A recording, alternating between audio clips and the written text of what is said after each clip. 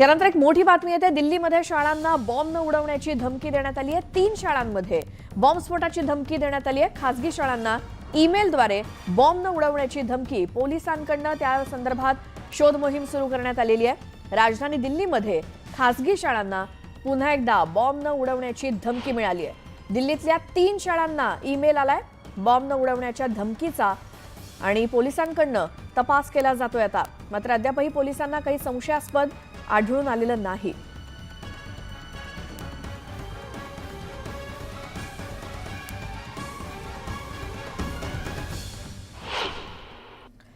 गेल्या 3 ते 4 दिवसांपासून जिल्ह्यामध्ये थंडीचं प्रमाण वाढलं असलं तरी कडाक्याच्या थंडीमुळे केळी बागांवरती करपा सदृश रोगाची लक्षणं दिसू लागली आहेत। थंडीतील करपा आणि चरका रोगांमुळे केळी बागांचं मोठं नुकसान होतंय, त्यामुळे केळी उत्पादकांचं मोठ्या प्रमाणात आर्थिक नुकसान होतंय। एरंडोल तालुक्यामध्ये मक्याच्या पिकाच्या क्षेत्रामध्ये मोठी वाढ झाली आहे। 21,185 हेक्टर क्षेत्रावरती रबीची पिकं घेण्यात आली आहेत आणि गेल्या वर्षीपेक्षा यावर्षी मका पिकाचं क्षेत्र 3,000 हेक्टरनं वाढलंय, त्यामुळे शेतकऱ्यांमध्ये आनंदाचं वातावरण आहे।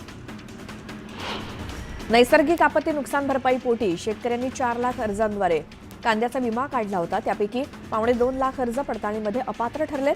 96,000 कांदा पिकाचा विमा बनावट असल्याचं आढळलंय आणि हे बनावट अर्ज अपात्र ठरवल्यामुळे सरकारचे 70 कोटी रुपये वाचले। नाशिक जिल्ह्यात गेल्या 6 महिन्यांपासून भाव खाणारा उन्हाळी कांदा जवळपास संपलाय, त्यामुळे नवीन लाल कांद्याची आवक दररोज मोठ्या प्रमाणात होत असल्यामुळे दरात घसरण होते। तर लाल कांद्याची आवक वाढल्यामुळे निर्यात शुल्क रद्द केल्यास परदेशात भारतीय कांद्याला चांगली मागणी मिळू शकते, अशी अपेक्षा शेतकऱ्यांना आहे। सूर्यफूल, करडई, तिळाच्या पिकांकडे शेतकऱ्यांनी पाठ फिरवली असं समोर आलंय, त्यामुळे आता तब्बल 7,000 हेक्टरवरील रब्बी पेरा आणि तेलबिया पिकांचं क्षेत्र घटलंय। खाद्यतेलाच्या भावामध्ये तेजी कायम आहे। सामान्य नागरिकांना भाजीच्या फोडणीला महागाईची झळ बसते। मागील काही महिन्यांपासून खाद्यतेलाच्या दरामध्ये मोठी वाढ झाली आहे।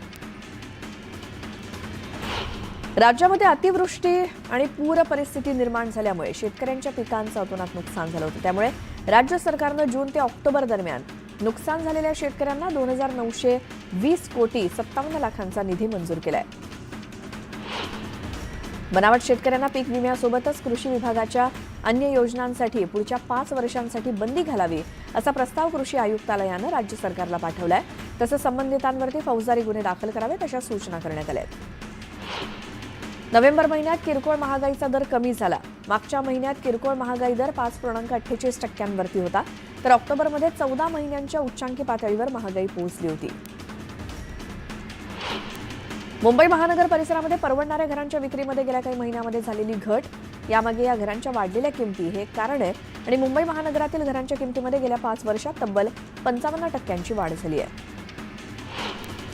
म्हाडाकडून पुणे मंडळातील घरांच्या विक्रीसाठी ऑक्टोबर महिन्यामध्ये लॉटरी जाहीर करण्यात आली होती आणि या लॉटरीसाठी अर्ज करण्याची शेवटची तारीख 12 नोव्हेंबर होती, मात्र त्याला आता मुदतवाढ देण्यात आली असून 31 डिसेंबरपर्यंत अर्ज करता येणार आहे। गरीब आणि मध्यमवर्गीयांना हक्काचं घर मिळावं यासाठी पीएम आवास योजनेअंतर्गत केंद्र सरकारनं पहिल्या टप्प्यात 6 लाख घरं बांधण्यासाठी तत्वता मान्यता दिली आहे। पंतप्रधान आवास योजनेच्या दुसऱ्या टप्प्यामध्ये 5 वर्षात शहरात 1 कोटी घरं उभी राहणार आहेत। सीबीएसई पॅटर्ननुसार आता राज्य सरकार देखील शाळांच्या शैक्षणिक वर्षाची सुरुवात 1 एप्रिलपासून करण्याच्या तयारीत आहेत। एरवी 13 जूनला भरणारी शाळा आता नव्या शैक्षणिक वर्षापासून 1 एप्रिलला भरवण्याचा निर्णय सुकाणू समितीने घेतलाय। हे मोठे निर्णय जरी घेतले असले तरी शासन आदेशानंतरच त्याची अंमलबजावणी होणार आहे। बंगालच्या उपसागरामध्ये तयार झालेल्या कमी दाबाच्या क्षेत्रामुळे राज्यात पुन्हा ढगाळ वातावरण निर्माण होण्याची शक्यता आहे। परिणामी सध्या राज्यभरात असलेली थंडी कमी होणार आहे। सांगली, सोलापूर, धाराशिव या जिल्ह्यामध्ये ढगाळ वातावरण जास्त काळ राहण्याची शक्यता आहे।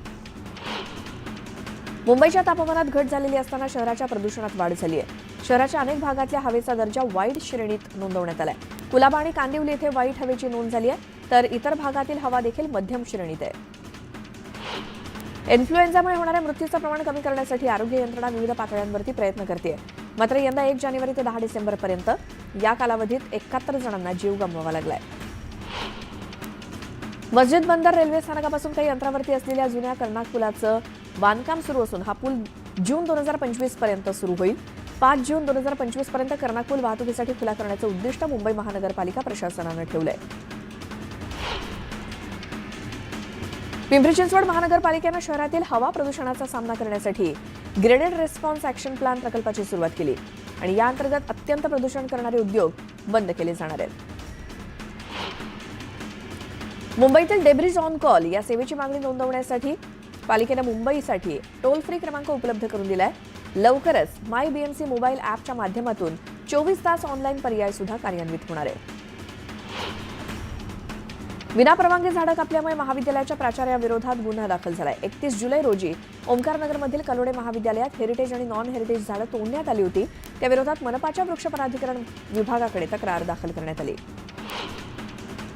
रिंग रोडच्या भूसंपादनासाठी MSRDCकडे 500 कोटींचा निधी देण्याची मागणी जिल्हा प्रशासनाच्या वतीनं करण्यात आली. पुणे रिंग रोडच्या प्रलंबित भूसंपादनाबाबत जिल्हाधिकाऱ्यांनी बैठक घेतली. मुंबई महानगरपालिकेच्या पार्किंग धोरणाची मुदत मार्च 2022ला संपली आहे. नवीन धोरण राज्य सरकारच्या मंजुरी अभावी रखडलंय. त्यामुळे पार्किंगच्या जागा निश्चितीसोबतच मुंबईतल्या पार्किंगच्या नियोजनाला खीळ बसल्याचं आता दिसतंय. मुंबईमध्ये पुन्हा एकदा रेल्वे स्थानक परिसर फेरीवाला मुक्त झालेला बघायला मिळणार आहे. सध्या सुरू असलेली कारवाई पुढे कायम ठेवावी असे निर्देश मुंबई उच्च न्यायालयाने दिलेत. कोस्टल रोडचं 95% काम पूर्ण झालं असून येत्या जानेवारीच्या पहिल्या आठवड्यापर्यंत अंतिम टप्पा सेवेत आणण्याचा प्रयत्न आहे. यात अनेक ठिकाणी आंतरबदल मार्गिका देण्यात आल्यामुळे प्रवाशांना वळसा न घालता इच्छित ठिकाणी पोहोचता येणार आहे. मुंबई IIT मार्फत ठाण्याच्या वाहतूक आराखड्याची फेर आखणी करण्याचा निर्णय ठाणे महापालिका आयुक्त सौरभ राव यांनी घेतलाय. बस गाड्यांची वाढलेली वाहतूक आणि घनकचऱ्याची वाहतूक, बांधकामातील राडारोड्याची वाहतूक, त्यामुळे वाहतुकीवर येणारा ताण याचा सविस्तर अभ्यास केला जाणार आहे.